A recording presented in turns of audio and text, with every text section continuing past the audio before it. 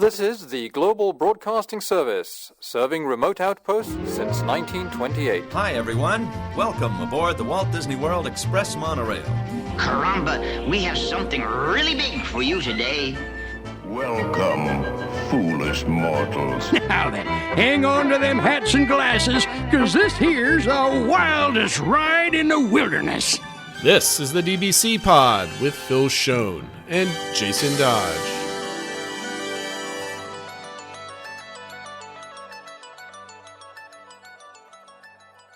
Hi, friends. Welcome to this week's pod. This show for the week of June 23rd, 2025, Phil. And this is what's going on in our Disney World, and it's a lot. I feel like I haven't done a podcast in 2 weeks because I haven't.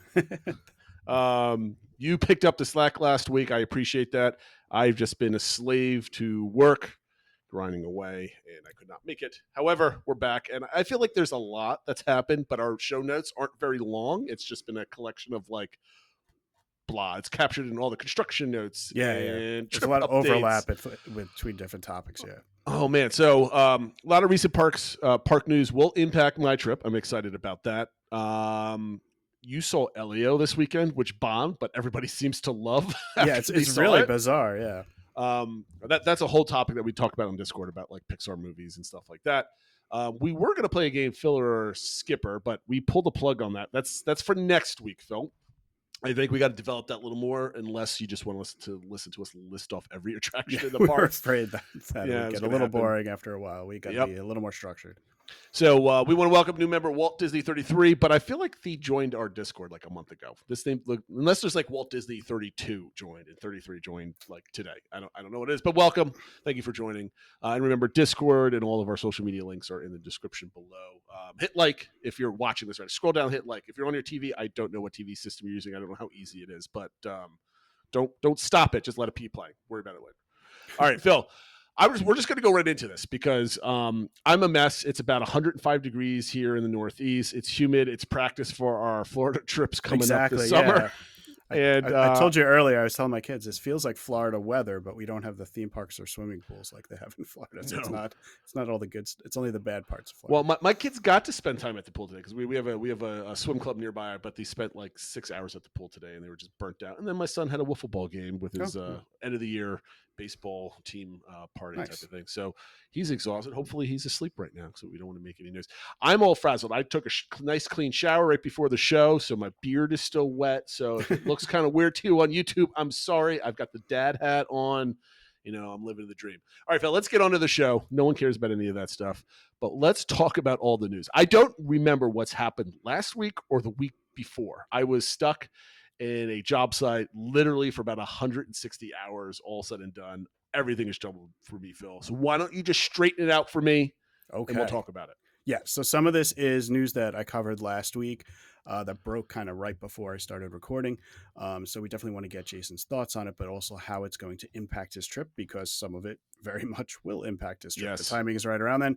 And then we did also get a little bit of new news this week that will play a role as well. So the bigger news that I talked about last week was that we got the confirmation that Test Track 3.0 will officially open on July 22nd. So this is in time for Jason's trip. He's not going to have to hop a construction wall to ride it or anything like that. It'll be officially open. We also found out, though, that the Boneyard in Animal Kingdom, which initially Disney had said was going to be open through 2025, will actually be closing effective August 2nd. I thought I heard September on that. Did they change it or did somebody get it wrong? Let me double check because I could have gotten it wrong. But I want to talk about Test Track, which is more important, right? Yeah. It literally opens the day I check in. Oh, this is September 2nd. It closes. Yes. Thank you. Test Track opens the day I arrive. I don't know how I could have planned my trip any better, Phil, other than like the second day that I'm there when I'm going into I'm going to be tempted to go into Epcot our first park day and wait on all the lines. But according to some people on Discord, there's nobody's at Disney World this summer anyway. So I'm just contending with vloggers and locals getting on Test Track. I don't know, but I'm stoked about that. I think this is awesome. So that's that was one of my big questions was, are you going to brave it on your opening day because I forget if you had a park day scheduled for your first day, and will you make it Epcot now so that you can ride it on opening day and report on the breaking news? Are you like adjusting your plans at all? Or are you just going to like okay, it'll be open for when you had your Epcot day. Now, our arrival day, our check-in day, we are rope dropping both water parks. We're taking advantage of that. I do not like wasting a park ticket on our arrival day, though we could because we're technically arriving in Orlando the day before, right? We're driving down the day before. Actually, you know what? To be honest with you, I'm lying to everybody. We did this back in 22. We arrived early, and then we just hit the parks our first check-in day. So, but no, we'll be doing the water parks, taking advantage of that. I think that'll be a lot of fun our first day. And then our second day, we have zero plans other than the different restaurants, and I can't remember which restaurant I have picked for that day. And I think we're going to be changing our restaurants given whatever we feel like doing. But no, that doesn't mean that I won't try to sneak into Epcot at some point that day to try to get on for sure. But no, I won't be changing any of my plans other than making sure I get over there, obviously, and doing test track multiple times to check out the new ride. Nice. So yeah, and we still haven't gotten news about confirmation of other previews. Previously reported that the cast members, I believe it's starting this Friday, the 27th. Cast members will be on, so we'll start getting feedback from there. And I've heard rumors or reports that Disney's going to be pretty open with this one and letting people videotape it and photograph it and stuff and kind of get things out about it. I'm assuming that means they feel pretty confident about it, that they're okay with kind of word getting out around it. So they did have like that little, what is it, an Instagram reel on like about the trees and stuff like that. Yeah. So they shared a couple of the scenes, that one, and then the one with the LiDAR light effect one. So I'm kind of stoked that they're going to be, it's more about like cruising across America type of thing and some cool cars versus like here's now like test dummy type stuff or brake testing and stuff like that. So I think that's really awesome. I'm looking forward to it. And the first thing I thought of when you said, because I read the same rumor as you, that basically POVs are going to be available this weekend, right? I will not be spoiling myself. I want to go in fresh because I literally will be there. And actually yesterday or today is my 30-day mark. I'm trying to think something like that. I can't check my phone because it's my camera right now, but yes, trip is in 30 days. It's now paid off. Got that big dent in the wallet out of the way. And here's the thing, Phil. So we always talk about the dining plan. I'm going way off target here. I'm sorry, but it just popped in my head. We just paid for the dining plan, the Disney dining plan. And even though that added like a good chunk of cash onto the trip, I now don't have to worry about breaking out that credit card and paying for food all the time. Right. I'm really looking for it. And my kids all of them started drinking out of the old resort mugs that I have like stashed in the top of the kitchen cabinet. They're all carrying around the house drinking out of them. So I'm like, you guys will all get your own new ones in a couple weeks. So just wait. That's fun. So they're kind of excited about that. But anyway, the other thing that you said was Boneyard, right? Yeah, I'm like all over the place. Which I, in case you didn't hear, I did have it initially wrong. It's not until September, but it is September 2nd. So obviously it'll still be open for your trip, but this will probably be your last chance to say goodbye to the Boneyard. So I went to go say goodbye to the Boneyard with my wife in last year, November, meaning we walked over to the entrance, looked aside, and I kept on walking because I didn't want to be like the 40-year-old man walking through the Boneyard by himself. Like that'd be kind of weird. I will make sure all three of my kids get to run around the Boneyard for the first and last time in our trip. So that's another like thing that we have to check off. But yeah, I'm looking forward to that. I want to get back in there because it is pretty extensive back there, and I've just never walked through there before. Yeah, no, my kids have had a lot of fun through there. It's kind of cool how it has like the two parts and stuff like that, but it's also like closed off so kids can't escape. The good news too is they did say that there will be, I don't know if you caught this, but they confirmed that there will be a play area in the tropical Americas. I heard on the Disney Dish today, Len was saying that he believes there'll be water elements in that as well. Cool. So help kids keep a little cool and stuff like that. So looking forward to that. It's nice that they're replacing that. And then the news that came out this week is that we got the official show times for Disney Starlight Dream the Night Away. As suspected when they announced that, or when it was posted on the calendar, that Happily Ever After was moving to 10 p.m. There will be two showings of Dream the Night Away, one at 9 p.m., one at 11 p.m. So I'll straddling Happily Ever After. They also confirmed that the parade will be running starting in Main Street and going to Frontierland. Oh, that's so good. So that's obviously a little bit different than how like Festival of the Fantasy runs and stuff like that. But they're saying it's for crowd flow. So you can imagine, especially after the first parade, once it gets past, people that aren't staying for the fireworks or whatever will leave as the parade passes them versus having to kind of fight through the crowd that's waiting if the parade was heading towards Main Street. So it should help with kind of dispersing the crowd so that it's a little spread out for leaving the parks in the evening, which will be good. So I don't know how I'm going to plan my trip around Starlight. Like, obviously I want to see it multiple times. I like that it's at Main Street all the way to Frontierland. I don't know if I mean, I would guess I would like to do the 11 o'clock one if I had to do it, because you get a couple rides in, everybody lines up for the parade and then lines up for Happily Ever After, like right after it.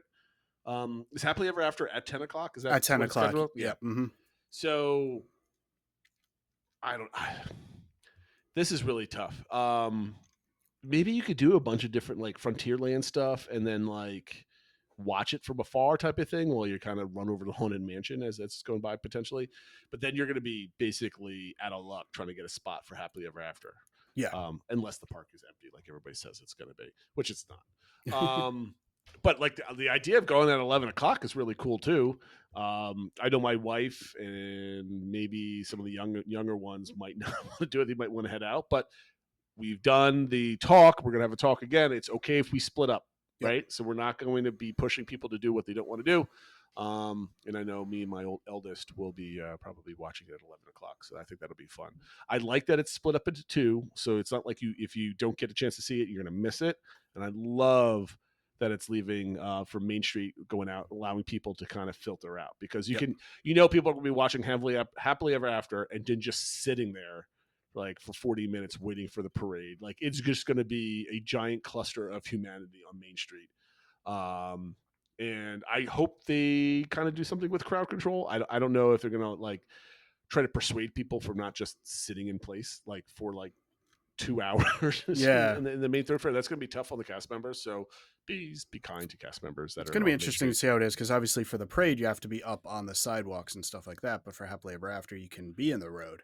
So it's going to have to be clearing people out, then allowing them into the middle, and then after Happily Ever After clearing them out again. So there's going to be some moving around. There's not going to be too many spots that'll be like a great view for both. I heard that the first float has a snowplow on the front of it for crowd control, like just to make sure everybody gets out of the way. That's going to be tough, right? Like, people aren't going to linger. Like Happily Ever, what is the runtime for Happily Ever? It's like 24 minutes from start to finish. I was going to say 22, something like that. Something like that, right? So like there's a solid, like at least a half hour to clear everybody out. But the issue is going to be if there's a massive humanity on Main Street or people leaving, they're going to start trying to rope things off or tape things off, but people are going to be leaving the park too. Like it's going to be fascinating. I'm assuming what they're like after, and I did just look, it's actually only 18 minutes long. So that gives them over 40 minutes to clear out. But I'm assuming what they'll do is they'll set up the tape or whatever for the, like, okay, if you're watching for the parade, you have to be in this area. Behind you is like walkway, street is like, okay, if you're leaving the park, they'll really have to kind of say, if you want to do this, you have to be in this area. If you're trying to leave, you have to be in that area. So we'll see. I'm sure they'll get the rhythm after a while. It's been a long time since there's been a nighttime parade. So I'm sure a lot of the cast members weren't here last time. Again, this is 2 days before I arrived too. So like, it's going to be chaos. I'm here for it. So it's going to be interesting. What time slot would you try for? What would be your strategy for doing So it's interesting. I think the 11 p.m., like generally the strategy, whenever there's multiple of something, the latter one is going to be much less crowded. Also, they've started to adjust the park time so that the park will stay open just to 11. So obviously you could be there watching the parade, but it's not like rides are going to be open after the parade or during that last parade.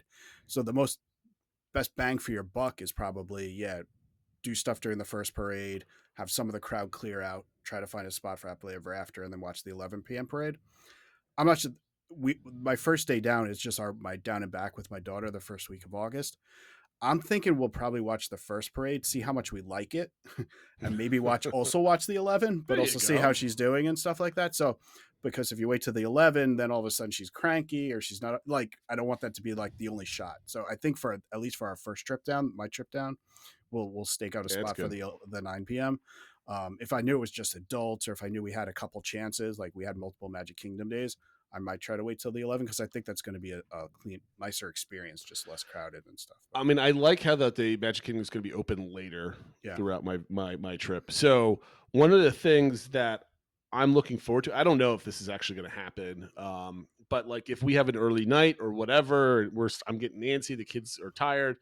I'm like, I go to my mom or I go to my wife or I go to my oldest. Hey, let's go to Magic Kingdom, watch the parade at 11 o'clock and just like hop over there at like, 10 o'clock and just kind of walk right in from the other side of the railroad, watch the parade, and then dip out. Yeah. I don't know. I'm kind of looking forward to my dipping my toes everywhere type of vacation. Now, with all this stuff that's happening, I'm just scrolling down. We're only looking on the first page here. We got then we're at the end here. I'm going to answer your first question last here. Says you asked, you had a point here. Says, what are my initial thoughts in general about all this stuff? I'm generally panicking about everything. Like there are so much different like little things that like normally I wouldn't really care about, but like this is a big trip. We're going to be there for 8 full park days.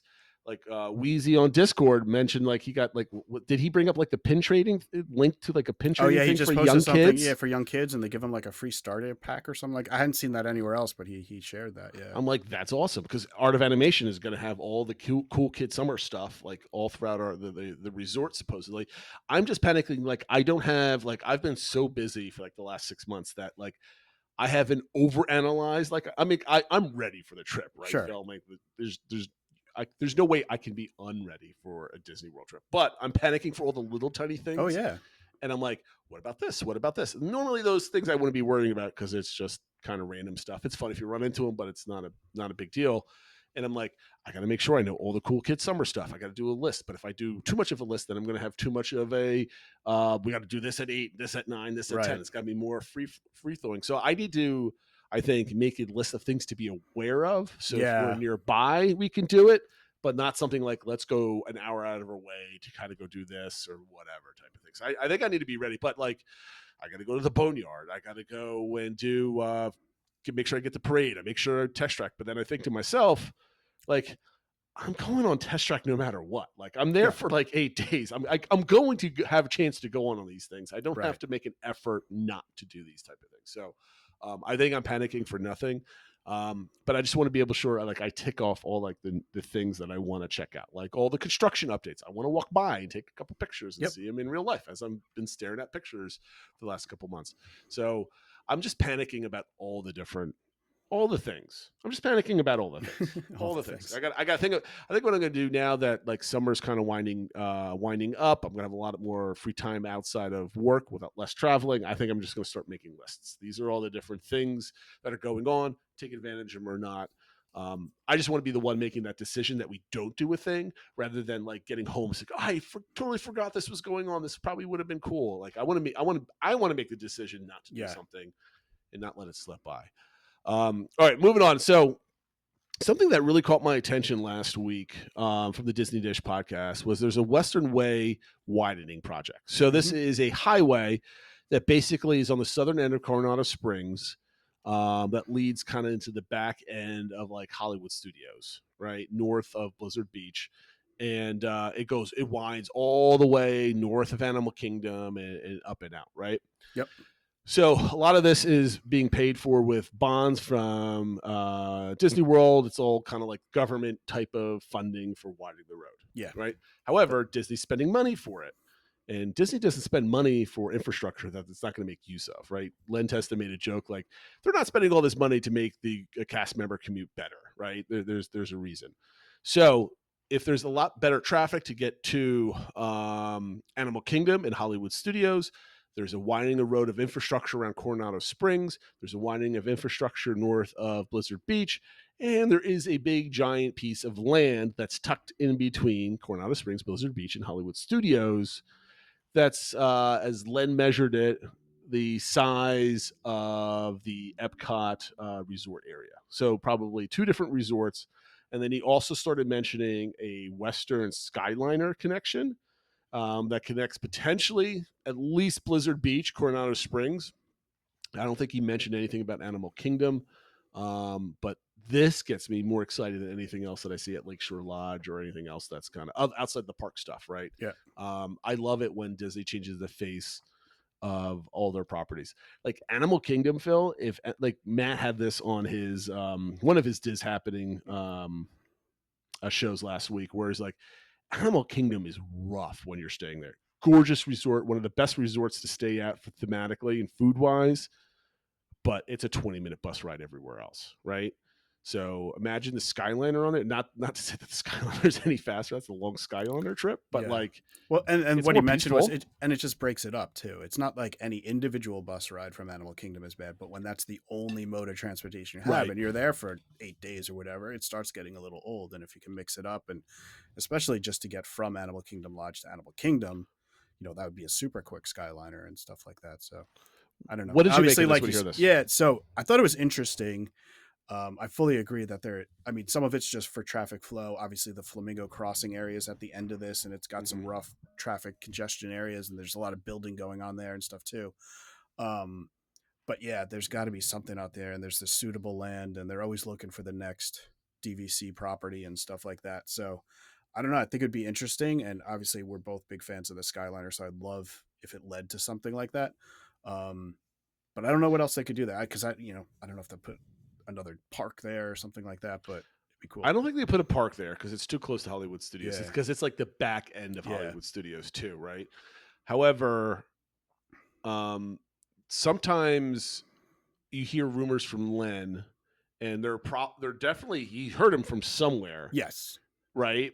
So I'm not saying that they're untrue, And it doesn't mean or it's whatever. definitely happening. It's just Exactly, something that right? like somebody mentioned something that it's at least been discussed or something like that. Because there have been plans for additional Skyliner runs, right? So Mhm. that's always been the case. That kind of got shelved because of COVID and CEO changes and that type of thing. I was watching the Mammoth Club when I watched like the first 5 minutes of the Geo82 kind of preview. Mhm. And in one of the pieces of art in the monorail, they have like Jeff Vale and Josh Tomorrow 25, like their initials. So you're already starting to see like their imprint in the parks. And I'm curious to see like all the stuff that's happening on these two guys. I think are just ready to ramp and change the face of Disney World. Hopefully for the better, like you said, right? put their stamp on it. Yeah. Yeah, and it's one thing to change the face of Magic Kingdom. That's a giant stamp, right? Yeah. But like adding more resort areas like this, like no matter how many resorts or additions or towers you add to the monorail resorts at the Magic Kingdom, that's always roughly going to have the same vibe. Like you're not shifting it unless you put a hotel on the back end of Magic Kingdom. Like Sure. that'll change things. Like a right? Villains Hotel or something. Sure. Right. But like adding a deluxe complex here that can compete with like the Yacht and Beach Club and everything else like that, and the boardwalk, I think that would be really cool. Put some like shopping in there, potentially get the Coronado Spring people to get over there. Maybe Skyliner run to Disney Springs. There's all sorts of stuff that they could do. And I'm pretty sure. That's a good point, because Coronado is a big resort, Yeah. a big convention location. So yeah, you put some like higher end resorts that have some higher end dining, that now all of a sudden you're getting the convention goers over there and stuff like that. Yeah, that could be real interesting. And I don't know anything about the infrastructure at Animal Kingdom as far as roadways go, but if I recall, when they were discussing on either Disney Dish or forums on social media, other places, there is a main entrance or back of house entrance in like the dinosaur area in Animal Kingdom from that direction, because they said that they bring a lot of like private party stuff. Yeah, you can go in. There. There's like a back side entrance right near Dinosaur, so you can get that area kind of roped off, and you could have people go in and out without having to use the main entrance there. Do you think that they could put in a second entrance over in that way if that's where like the Skyliner infrastructure? Because that's the opposite side of where all the animals are, right? There's no animals on that side of property. I'm curious if we'd put something. That would be really cool. If I can go to 3 out of the 4 parks, if I'm on the Skyliner route, that would be kind of awesome. I don't know what else to talk. I don't know what else to bring up about this, because there's no other details. It's all speculation. Yeah. And none of this would happen until the road widens, which would probably take like 6 years, and then like probably Lakeshore Lodge opens, and then there's one more probably DVC wherever they put it before they start building over here. Yeah, here's a question: would they start building here before that road changes, or would you think they have to wait till that's done? I mean, I think once they know that it's actually happening and under construction, I think they could start building the new hotels and stuff like that. I think, but they can't take a chance that something falls through and the road widening doesn't happen or is delayed or something like that. Yep. All right, we have you had a really great tweet earlier today about some Disney updates to the dining reservation system that also came down by the end of the day. So Yes, what happened? it was very exciting for a few hours today that Disney released an updated, I guess, system or front end to the dining reservation system, both in the app and online for Walt Disney World. So basically, it gave a number of changes in it. It was giving basically, it was all around being able to look at longer periods of time. So if you're there for a whole week, you can look at the whole week you're there, set kind of the times you're interested in looking for, and it'll show you what has availability across multiple days. So you can look up a restaurant and it'll give you like a calendar view, and it'll say, okay, these days are green, they have availability. These It's like the days don't. reservation calendar. Yeah, it looks looked much the same more thing. like making a reservation at a hotel now for there. And you can also put in, okay, I'm going to be in Epcot, so let me look at the Epcot area, and you could select just Epcot or the resort area around there. You can put in specific time frames versus just before. You could do like dinner or lunch. You could put, kind of a window that you're interested in, what has availability during there. So I think for families or groups that are going that have kind of like your trip, like where you have like you're there for a while and you're open to having some flexibility, but you might have some things you're interested in. You can kind of look at like, okay, I don't have anything this time. I know I'm going to be in the Epcot area. What's going to have availability? Yeah. Or I can look, hey, I really want to do Cinderella's Royal Table, but I have some flexibility on what day I do it. When is there availability and stuff like that. So it was interesting.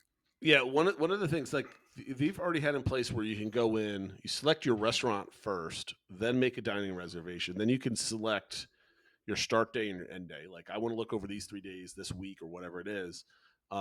It would list out all the available times throughout all the days, and I thought that was awesome. That change has gone into play like months ago, right? A while ago, last year, I think. The calendar view is what really changed it. So instead of like hunting for stuff, it's just like you could quick glance, there's no greens. I'm not even going to search for my day. It's just like you can just see it, which I think is like several extra or less clicks that you can go to. So I thought that was really neat. I've never used it as I want something to eat. What is available? Where you have like just like a broad search. I always kind of know where I want to go. But yeah, and that's what I did as my test. I looked up for Geo82 because I know that's probably the hardest reservation to get right now.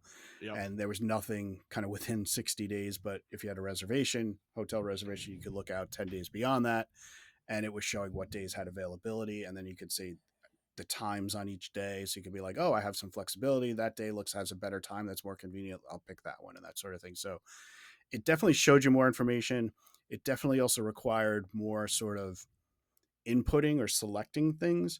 So I know like for when I was booking Geo82 for my trip in August, it's like, well, I'm going to be in Epcot on that day. That's the only day I really care about. And I just want to, at 6 a.m. I was just trying to get up, go to that restaurant and click on it. And I just want to see the times, but it felt like there was maybe some more steps. So they did roll it back. I don't know if it just got pushed out faster than it was supposed to. I don't know if they uncovered some errors and needed to pull it back.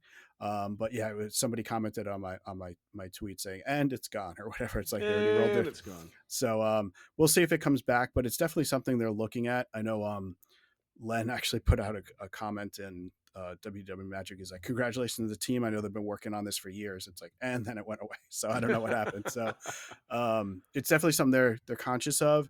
It's trying to make things, I think, a little bit more easy for families. Like I said, that have some flexibility. It makes it, you don't have to hunt and peck and go back and forth between things. And that's stuff, the thing. Like dining is down right now in the sit down dining. And it's sometimes it's like Disney has always had or at least for the last 10 years, like dining's hard to get. You need to get it at like, what was it, 120 days before? Yeah. Now it's 60. Now it's like, good luck. But like, I don't know if people are just not looking. Maybe the value's out there. In a fancy calendar is not going to help them anyway. But like anything that takes away the complexity of a Disney vacation and just gives you all the information at your fingertips is always going to be good. Now, if they can only do it a better system for picking out a hotel, I'll be very, very happy. With 1,000, like the worst part about booking a package is you have to pick a hotel, and then you have like 6 different offerings, whether it's like Florida local, and then you have to go through like there's a Disney Plus, and then there's the stay longer one, and then there's like there's so many different things. It's just like you got to press a lot of buttons, and then things get lost, and then like room not available. But if you click on a different offer that's roughly the same value, now that room's now available, and it's just it's It's a little funky, but anyway, I'm always here for good changes to their infrastructure. I just can't wait till the overhaul my Disney experience and the whole Lightning Lane multi-pass user interface. I can't wait for that. That's gonna be a good day. All right, so trip update for me. Right, I mentioned it earlier. We've got 30 days. So again, I'm coming off of like 2 weeks of like working on the road and like not enough time to sit down at the end of the day, talk to the wife, or what do we have to do? Let's start planning things that we need to pack. Do we need to buy anything? So I panicked last week and I ordered our family T-shirts for our trip. I posted that on Discord. I think they came out absolutely fantastic. They look really great. I want to shout out to, who did I use? Gemini for the artwork on some of the stuff, and I kind of scuffed around on Photoshop to get things done. So, and I always thought, like, for the last couple of years, I've been using like a Cricut to kind of do my own like T-shirts. That gets expensive and time consuming. And before that, I've always done like single color T-shirts because I thought that was cheaper. But the shirts that I got were $17 each. Oh wow, fully printed, full color. Whatever. Yeah, no, they have a lot. It's not just like one color. It's like they're full color. It looks it's a full nice. T-shirt. Yep. So the only other thing is, if I want, that's like a digital print. So there's some worry that the colors might wash. But if you want to get a screen print, you need to order a minimum of 12 T-shirts. And then if you want it even cheaper, you can get on a white T-shirt, and they were only $15 a piece. So that was good. I enjoyed that. So I crossed that one off the list, and now it's just like, okay, we have a magic band for my daughter who lost hers on Dinosaur 2 years ago. I've got my mother has one. I have them all in place. I have my silly magic band holder. I just like, okay, what else do I need to pack? What else do I need to buy? And the only thing left I could think of right now is I need a new pair of shoes. So I need to get them soon so I can break them in and not kill myself walking around. So I have to get a new pair of Skechers. Other than that, 30 days. And I think we're good to go. I think I have to start looking for a cheapy hotel down there for that one night, kind of rest. But I can book that like a week out or something else like that. I don't think they're going to be full down there. Now, my announcement is I'm going down to Disney World a week from Wednesday with just my daughter. I'm totally copying you to do it down and back. And, my daughter was really looking forward to seeing Tom Sawyer's Island. She's a big Disney nerd like I am, but she's like a sneaky Disney nerd, right? Like she'll sit there on her phone and watch all the videos and, all these interesting things and stuff like that about Disney. And I have no idea that she's doing her own like viewing and coming up with her own opinions. And she's like, oh, I'm really sad it's closing and everything else like that. And they're like, yeah, we're missing it by 2 weeks. So, things worked out where I got really inexpensive, or I got free flights, essentially. Basically what we did, and I got a deal on some tickets that I'm like, okay, this is very, very inexpensive. And just with her, it'll be easy. We'll go down, come back up. And I had to pick an earlier flight leaving, Phil, than we did because I ran out of points on my account. Oh. So there you go. So down and back, we're going next Wednesday. We're leaving at 6 a.m. We're getting a All-Star Sports and for the night, and then got an 8:50 flight coming back. And as soon as I said that, the R Hopper tickets, and I went to my daughter Scarlett, and I was like, hey, do you want to try to do all 4 parks in one day? She's like, yeah, let's do that. And I started thinking about the logistics of it. I'm like, there's absolutely no way to do this that doesn't waste a lot of our time, because Tom Sawyer's Island Rivers, the riverboat, Liberty Bell, they close earlier in the afternoon, and there's a lot of rain in the afternoon. So I want to get there early just so we can kind of get them done. Yeah. So I'm like, I was going to do, and they're not open late. I mean, I guess I just saw they've extended them a little bit as far as 7 o'clock or something like that, like an extra hour. Yeah. So like I was thinking, we go to Animal Kingdom, we can grab a cup of coffee, maybe go on one ride, and then jet over to Hollywood Studios, go on one ride, get a snack, go to Epcot, kind of go on one ride, make our way to the front of the park, get on the monorail, go to Magic Kingdom. But if we don't get to Animal Kingdom by like, I don't know, 9:30, 10 o'clock, right? Because about maybe 40 minutes. Because we got to the park when we did it at right about 9:30. We got to Hollywood Studios, so that's kind of like best case scenario. Yeah, 9:30, 10, right? Yeah. And then all of a sudden it's like, well, I want to be doing what we're supposed to be doing, like going on Tom Sawyer Island and not messing around. And then, okay, do we go to Magic Kingdom, then to Animal Kingdom? I'm like, Well, that's like 40 minutes of like turnaround time just on buses. Assuming you don't have to wait for a bus, it's like a 25-minute bus ride. And then you have to take a bus back. And it's just like, you know what? What we're going to do is we're going to Tom Sawyer's Island and then maybe get on the monorail to go over to Epcot if we kind of want to do that in the middle of the day. If it's too hot, we kind of want to take a break or something else like that. I don't know. We don't have a plan yet. But the plan is to get to Magic Kingdom, do the stuff that we wanted to do. She's already listing off, I want to do Rock and Roller Coaster. I want to do Space Mountain. I want to do Tiana's because I haven't done Tiana's yet. And I wanted to do blah, blah, blah, blah. I'm like, girl, there is not enough time in a small time of day to do all of this stuff. But it's going to be fun. So down and back, I told my daughters, like, okay, you have to pack everything you have in your Loungefly. That is your carry-on. And she just looked at me like I'm a mad person. Like, I can't pack my bag and bring my makeup. Like, no, we're going light. So we'll see how that goes. But yeah, amazing that I will be in the course of from May 6th to June 6th to May 6th, July 2nd, and July 22nd. I'll be down to Disney World 3 different times. Nice. So that'll be the most I've been to Disney World in a short attention span. So I'm looking forward to it. Should be fun. See how well my daughter travels. I don't think she's going to be good waking up at 1:00 in the morning to head up to the airport. That's 3 hours away. But anyway, that's that. I'm really looking forward to it. It's going to be an adventure. On to construction updates, since we're about 35 minutes into the show and we still haven't talked about all this stuff. Phil, I'm still worried that I'm forgetting like everything that's happened in the last 2 weeks, but here we go. In the Magic Kingdom, we got a couple updates here. The Astro Orbiter rebuild is complete. It looks really nice. If you haven't seen pictures of it, the rockets look really, really sharp. Yeah. So they did a good job painting those. The Frontierland train station has a permit filed for it. No one knows if it's just like some extra paint that they have to put on or like they're doing something, right? They did a lot of work on it when Tiana was going up. So I'm maybe there's just some general work. Yeah, somebody was speculating, like, does it have something to do with the train can go forward and backwards? Do they have to do something there? I don't know. I don't think so. Yeah. But there's a permit filed for it. Big Thunder Mountain, the track and the queue work continues. There's a lot of pictures out there of guys working on it. Nothing too crazy. I didn't include this, but there were some images of the cool ship areas, kind of like there's some foundation concrete work going on or something, but no one knows what's going to go there. I have a suspicion just looking at it, it's just going to be some more planters and like places to sit. Like they're not putting anything there, which is, I mean, some shade or more shade in that area would not be great. The worst thing.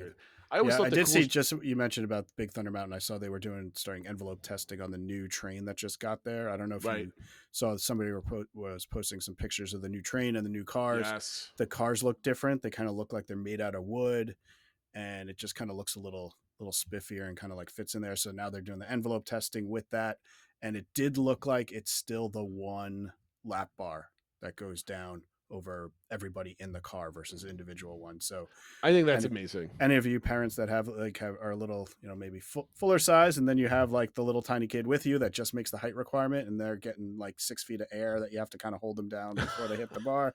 I've done that so many times. It's still going to have that.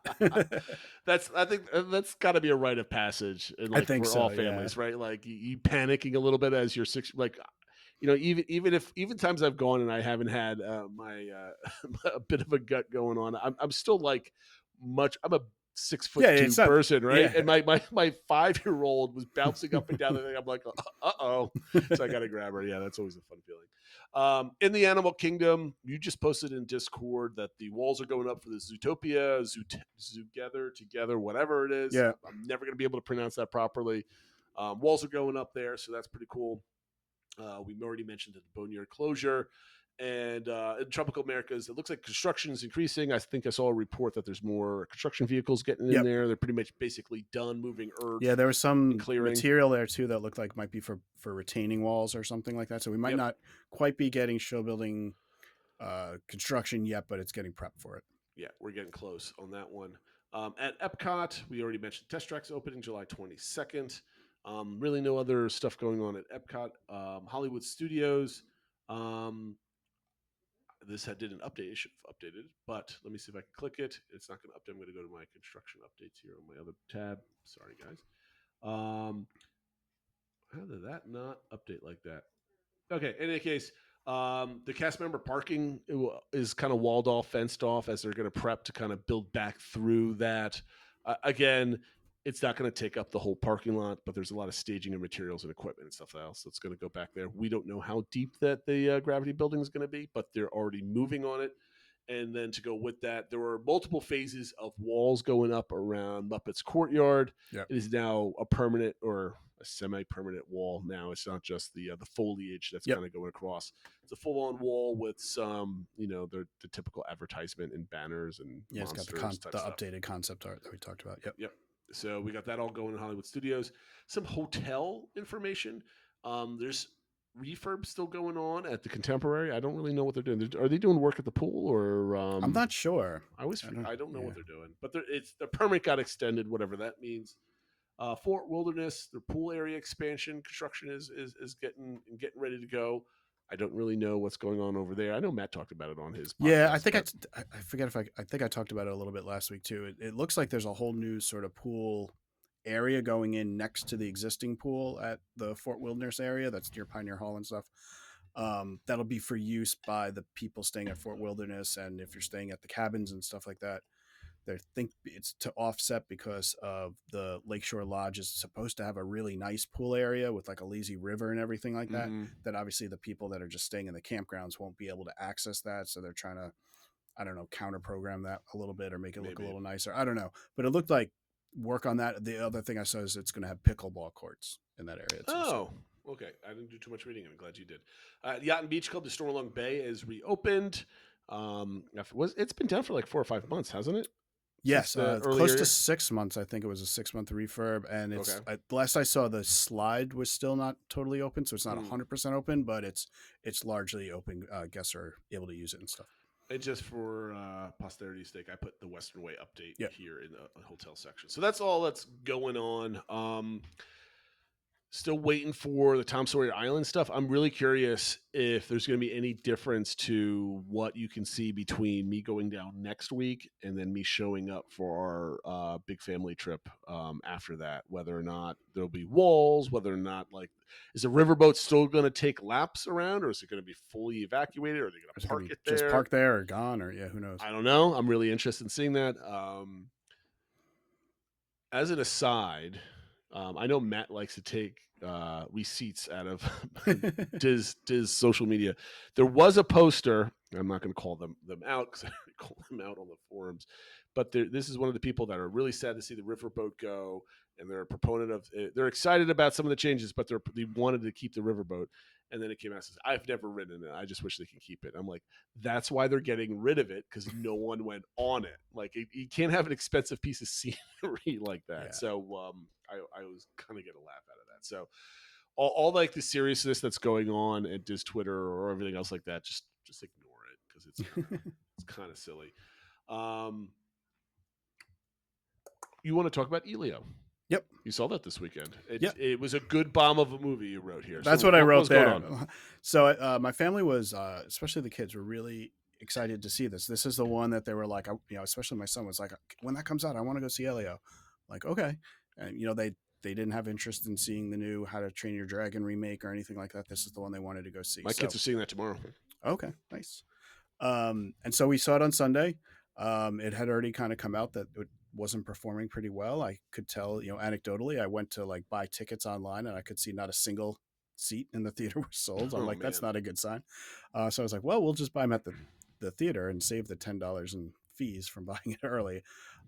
So there were maybe 20 people in the theater or something like that. So it's not great. So it is the latest, Pixar non-sequel that has done poorly at the box office. It officially is the lowest opening of any Pixar movie ever.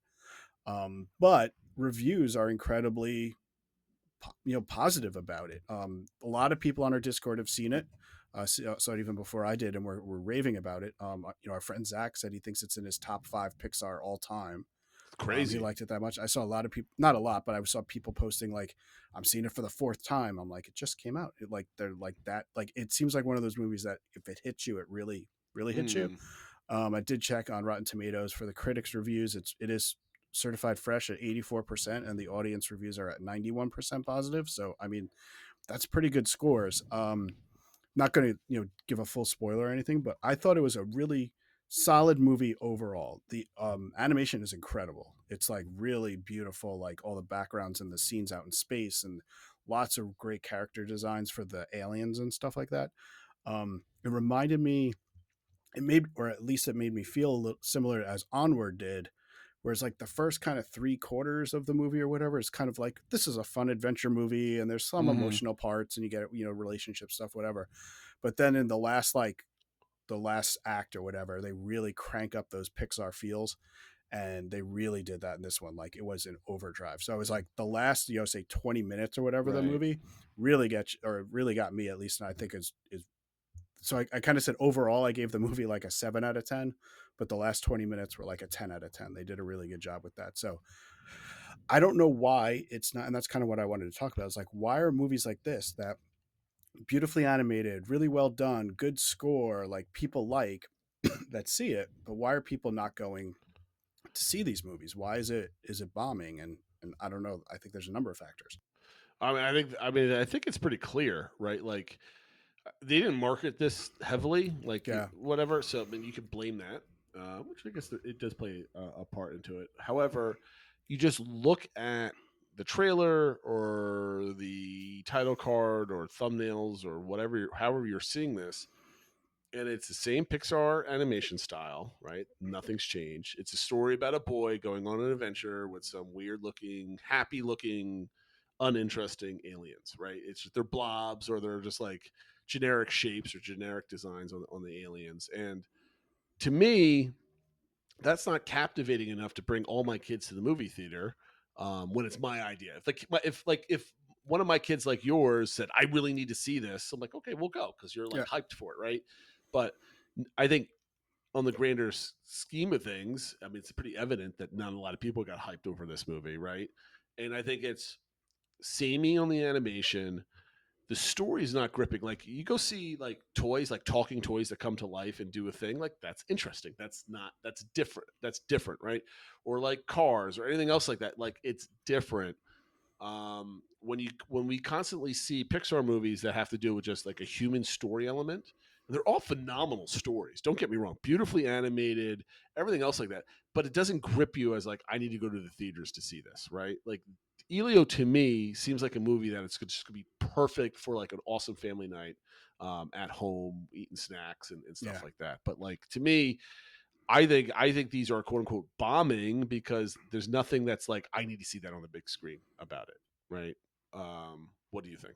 I think that's part of it. I have seen quite a few people say the character design, the main character design, the humans, it's kind of all that big mouth, or I don't know, I'm sure it has an official name, but it's kind of been similar to that. And Luca and other ones have kind of a similar design. I think people are maybe getting a little tired of that. I think the timing of it played a big role. I mean, Sure. Stitch was only a couple weeks ago. How to Train Your Dragon just came out last week. Like families can't. It's tough to pay for so many movies, right? Sure. My friend, like we just went to a regular theater. We split one popcorn and one water, and it was $94. Like that's That's nothing, a lot right? of money. Like, so I think it's a lot to ask families to do that a lot of times, and I think they're picking and choosing, and other things probably are captivating them more. And I do think the marketing was not great for this. There's a lot of people saying I didn't even know this was coming out. I've always have trouble identifying with that, because I think they pushed it a lot on the Disney channels, like, so I was seeing a lot of advertisements, but if you're not in the Disney sphere, like, I don't know how much you saw it. And so I think, Pixar, outside of the things that have already been hits, they haven't had, the last few movies haven't been hits. So why am I thinking this one's going to be something I have to see? I'll just wait, they've been pushing back a little further, but still like, all right, I'll see it in 2 months when it's on Disney Plus, and it's, I just have to pay for the monthly fee, not I mean, like, $94. So even if it's not 3 months, it's like 6 months. I don't have the urgency to go see this movie, right? And it's just like Elemental that like I didn't see in the theaters. I waited to come on in Disney Plus, but it had a nice strong, had a lot of legs on that one, right? Yeah, that over one time. that one did almost get up to a $500 million in the theaters. It did seem to have good word of mouth. I think a lot of people started to connect to it and almost became like a date movie type thing. This one, the reviews are good, so maybe it'll have a little bit of legs, but I don't think it's going to be like Elemental. Yeah, I mean, like there's a chance that like because it's getting rave reviews that people will be like, oh, we missed this last weekend, let's go this weekend to go see it. Um, but again, I think it's a great kids adventure movie, but like it to me just seems very generic from what I've seen. And I haven't done any spoilers, so Yeah. I could be completely wrong. Last time I watched a trailer was like a month ago. That type of I, thing. I agree So, with you. I mean, I didn't know what it was. It was like a kid, wants to meet aliens, wants to get up there. It seemed like you said, like a generic adventure movie. There's definitely more to it than that about what the emotions the kid's going through and stuff. Don't want to spoil it. So there's definitely more meat to the Yep. story.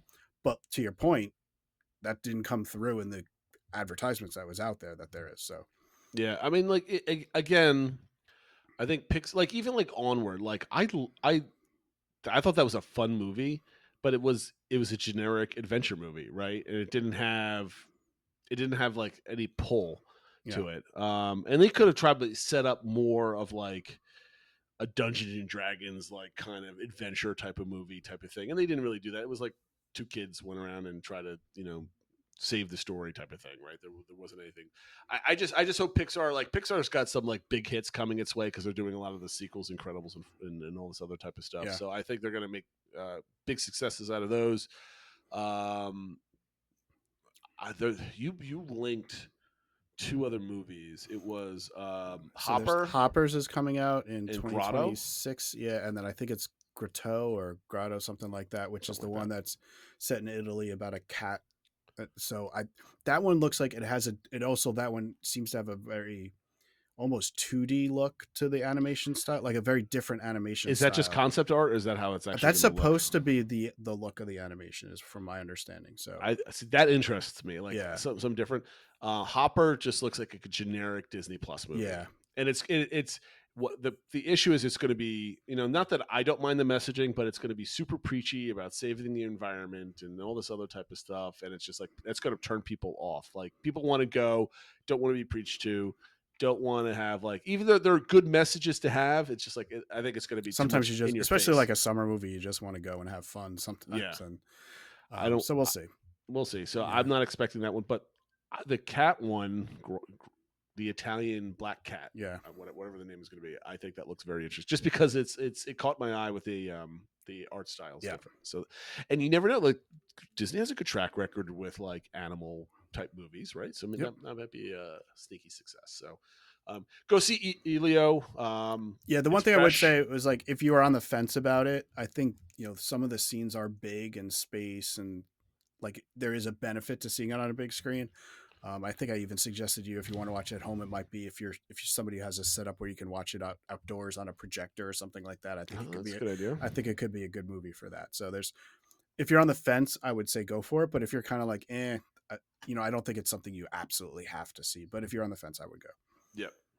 All right, so I think we're going to do this DBC engagement that's from a couple weeks ago. It's hopefully it's not too stale.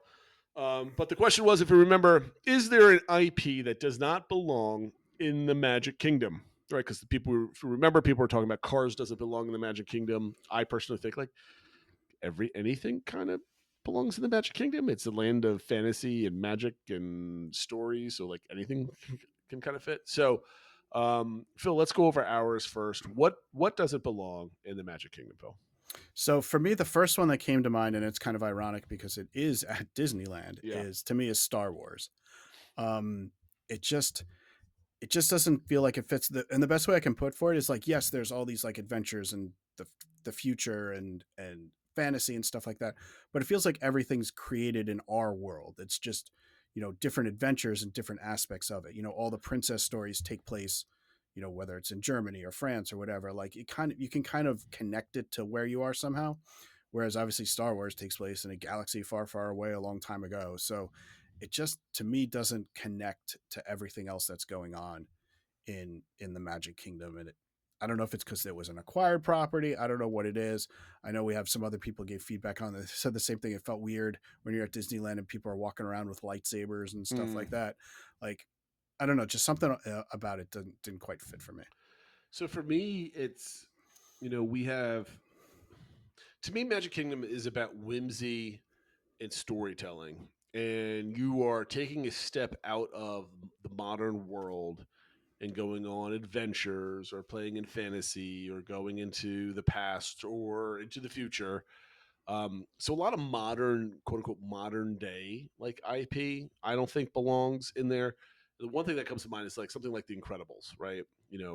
Superheroes, that sort of thing. Like if Marvel were to be allowed in like Florida, it definitely doesn't belong in the Magic Kingdom. Yeah. Like I'm pretty lenient. Like I could say like anything could belong in the Magic Kingdom, but like if you have like current day skyscrapers in the Magic Kingdom as a drop back, like that just doesn't belong, right? Yeah. It's like Frontierland. I think you could put anything in American history in Frontierland, and you can hand wave a description around it. Yeah. Main Street is all about a distinct period in Americana. Tomorrowland is kind of like you can hand wash like futuristic, like fun stuff there. And Fantasyland is just like it's fairy tales, right? Like in any kind of flavor, like Incredibles is not a fairy tale, right? Right. And then Adventureland, you can generically fit anything in Adventureland, but it's gotta have its own style. So like, I can't think of any other IP that would be like popular and also like modern, but like Incredibles to me, like that's definitely like a Hollywood Studios kind of thing. Yeah. Like even Indiana Jones is kind of modern, but it's still like 1940s, It's early the 40s, 20th and it centuries, takes right? place And it's an adventure too. And it's adventure, and the adventures are usually in the desert or the jungle or something Right. like that. So it kind of fits Adventureland. Like they have that obviously at Disneyland. Whereas I wouldn't necessarily want to go to like his classroom or something like that. That probably doesn't fit. But when he goes on an adventure, Yeah. I think it makes sense. Yeah. So that would be for me. So what did the community have to say, Phil? Yeah, so I put a couple at the beginning that also said Star Wars, just to kind of group them together. So TL Madden mentioned that. He said, in his mind, only Fantasyland should have IP. Ideally, there wouldn't be any actual IP anywhere. And to him, Tomorrowland stopped being Tomorrowland when Monsters and Stitch and Buzz were put in there and that sort of thing. But he said, that being said, just like Marvel, Star Wars shouldn't be in Magic Kingdom.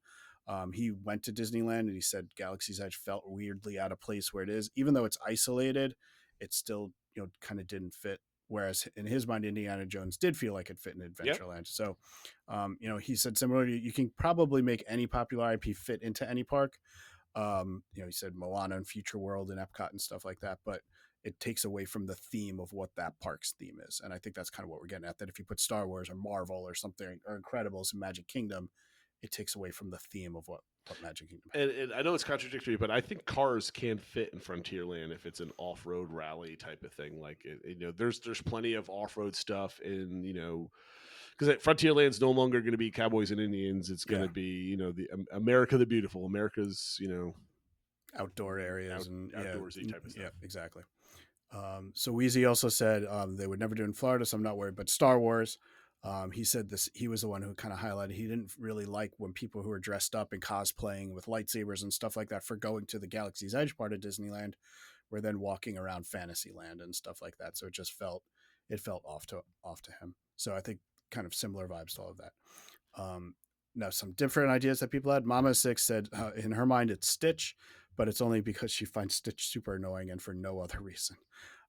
It also didn't help that Stitch's Great Escape was one of the worst attractions in Magic Kingdom, and so her fingers are crossed that it never returns. So I don't know. Stitch is kind of an interesting one. I do think Lilo and Stitch could maybe fit more in Adventureland if you made it more about Hawaii and stuff like that. But it's just kind of interesting. Or take it's like I just don't like the characters. That's what I wanted. Herdomaniac talked about Monsters Inc. Laugh Floor and just kind of saying the idea of like participating in hilarious gag-tastic interactive comedy shows starring Monsters Inc.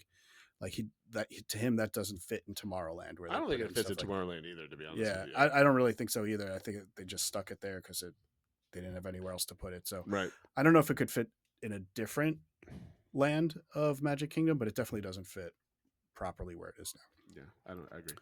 Tigger88 said thinks that any of the Disney original or Pixar stuff is fair game, and kind of anything that's kid friendly that they've acquired, like Pooh or Muppets, but also felt like Star Wars and Avatar and things like that would feel out of place in Magic Kingdom. Okay. And then honestly, I saved it for the last. I think this might be the best answer. A Music Life for Me said, pretty much anything under the Disney name is allowed in Magic Kingdom. He would say anything for Pixar as well. He could see Lucasfilm if they went with the animated route. But the takeaway is that when it gets to the 20th Century Fox stuff, and so the easy answer on IP he would not want to see in the Magic Kingdom is The Simpsons. And I think that is an excellent answer. I really don't would be think a war anybody crime. wants The Simpsons That would at be a all war crime. anywhere in there. I mean, Yeah. some people are speculating could it go like in Hollywood Studios, and I think that would be bad enough. But I can't really imagine like take a left at Magic King, the castle, and you see Springfield or. I don't think The Simpsons would be.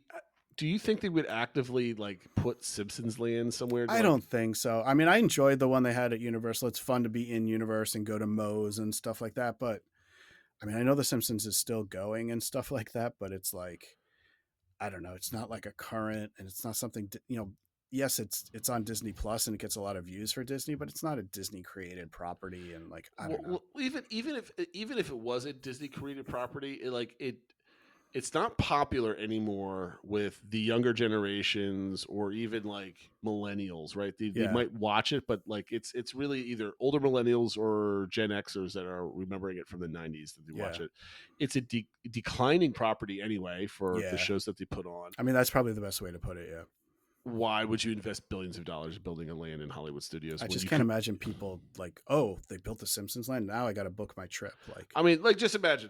Do we build Frozen at Hollywood Land at Hollywood Studios just after Frozen 3A and 3B got $1 billion each? Or do we build The Incredibles that just Incredibles 3 that had $2 billion in the movie theaters? Or do we put The Simpsons in? Like, I don't know. I don't think Disney's that stupid to be able to kind of do something like that. But yes, I agree. Simpsons doesn't belong anywhere. It's not synonymous with Disney. Or even if it wasn't synonymous with it, it's not Disney-esque in its property either. So I'm totally with that. All right, so for next week's DBC engagement, I didn't write this down, but I've been thinking about it, Phil. So next week we want to do. I'm scrolling up and down trying to find it. Skippers versus fillers. Filler attraction being ones that you seek out only when you want something to do with no wait. So basically, fun attractions that don't have a high demand but are always fun when you do them. And skipper attractions, things that you can take or not, and if you don't go on them, you're not devastated, like your trip is a failure because you didn't want to, or you were like, I never really want to go on it anyway, and the only kind of what you do is like, all right, we have nothing else better to do, let's go kind of do that, right? That's a skipper attraction, essentially. We are going to go around and labeling a lot of these. We're going to sharpen our pencils a little bit and figure that out. But for the DBC engagement, everybody should write in 1 or 2 filler attractions and 1 or 2 skipper attractions. I feel like this is too much of a Jungle Cruise type of thing, or skippable attractions that you consider skippable.